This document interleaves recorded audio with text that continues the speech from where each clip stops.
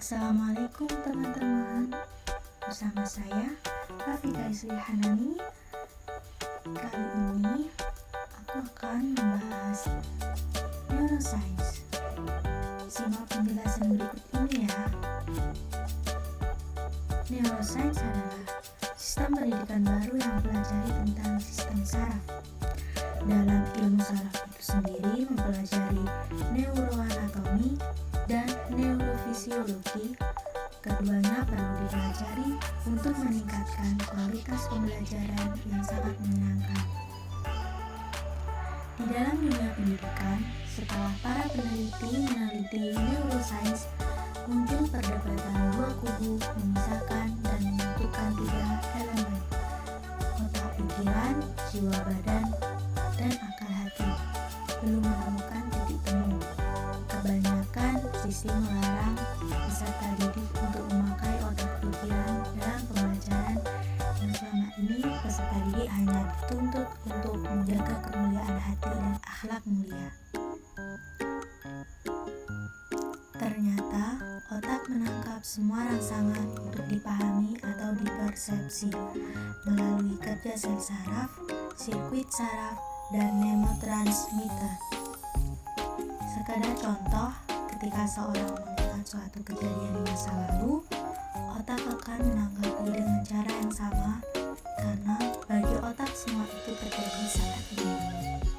Otak tidak dapat membedakan antara kejadian sesungguhnya dan ingatan akan suatu kejadian. Otak manusia memiliki 4 bagian pada 3 tingkatan yang berbeda dari atas batang otak, dan yang keempat terselip di bagian belakang. Otak manusia juga memiliki 2 sisi yang setiap sisinya mengontrol fungsi yang berbeda dan memproses informasi dengan cara yang berbeda pula. Konsep 3 otak dalam satu kepala memberikan pemahaman tentang cara kerja otak dalam hubungannya dengan proses pembelajaran. Proses pembelajaran yang memaksimalkan fungsi otak berarti tidak hanya memberdayakan saraf belahannya saja, tapi mengupayakan pemaksimalan keduanya.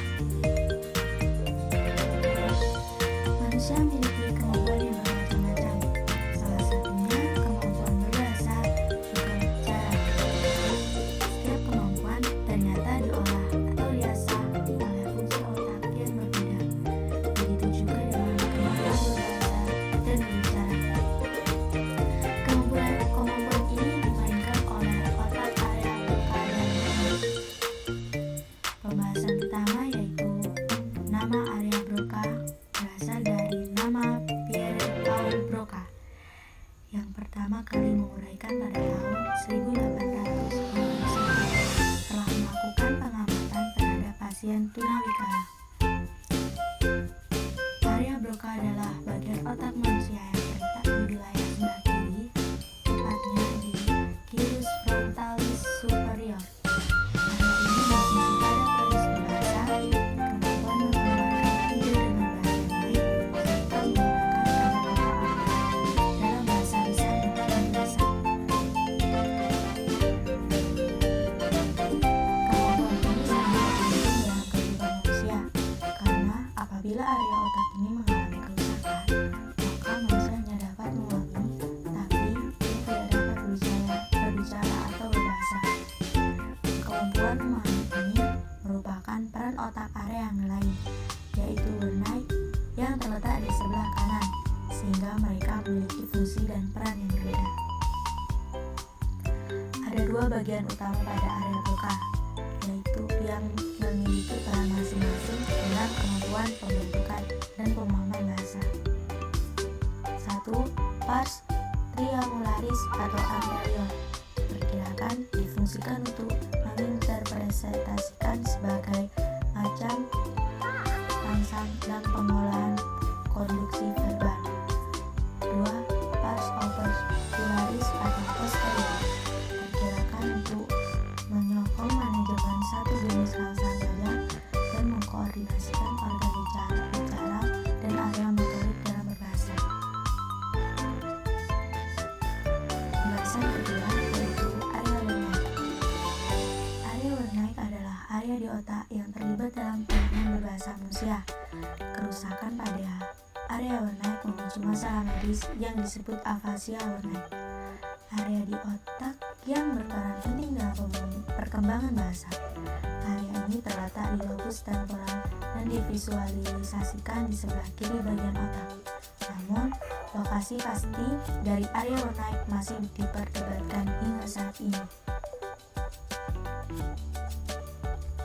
Area Wernicke memiliki kaitan dengan area Broca di otak. Apabila peran area Broca dikaitkan dengan produksi kata-kata, maka area Wernicke berperan dalam pemahaman terhadap suatu perkataan. Afasia Wernicke membuat penderitanya bisa berbicara dengan fasih dan lancar, namun ucapan tersebut sedikit atau tidak memiliki makna.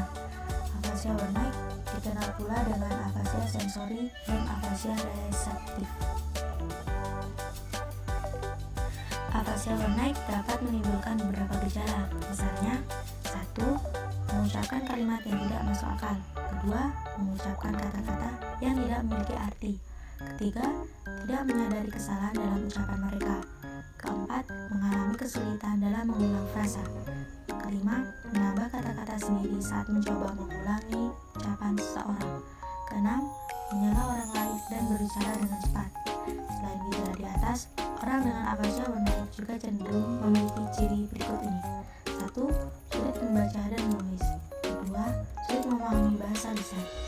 3. Memahami materi visual dengan lebih baik dibandingkan bahasa lisan dan tulisan. 4. Lebih mampu memelihara kemampuan kognitif ketimbang hal-hal yang berkait dengan bahasa. Area ini terletak di lobus temporal. Area Wernicke berdampingan dengan area Broca dihubungkan dengan satu jalur saraf yang disebut fasciculus arcuata. Namun, letak pasti dari area Wernicke masih diperdebatkan hingga kini. Area Wernicke dan Broca sangat berhubungan. Jika area Broca berkaitan dengan produksi kata-kata, maka area Wernicke berkaitan dengan pemahaman dari suatu perkataan. Sama dengan area otak lainnya, area Wernicke dapat mengalami kerusakan. Kedua area otak ini dapat mengalami kerusakan. Gangguan ini biasa disebut afasia. Penderita afasia mengalami kesulitan menggunakan kata-kata dan kalimat yang disebut afasia ekskretif. Beberapa memiliki masalah dalam memahami perkataan orang lain yang biasa disebut afasia reseptif. Kemudian berapa yang mengalami kerusakan ketika mendapat gangguan seperti itu? 1. Afasia reseptif. Kerusakan pada area superior posterior lobus temporal ini merupakan sebab dari afasia reseptif. Kerusakan ini daripada area Wernicke dalam otak. Afasia reseptif ini memicu gangguan komunikasi atau berbicara pada seorang. Seorang yang mengalami gangguan ini membuat penderitanya bisa berbicara dengan fasih dan lancar, namun ucapan tersebut sedikit atau bahkan tidak memiliki makna. Kedua, afasia ekspresif terjadi karena kerusakan pada bagian otak yang terbisa di lobus frontal kiri atau pada area Broca. Seorang yang mengalami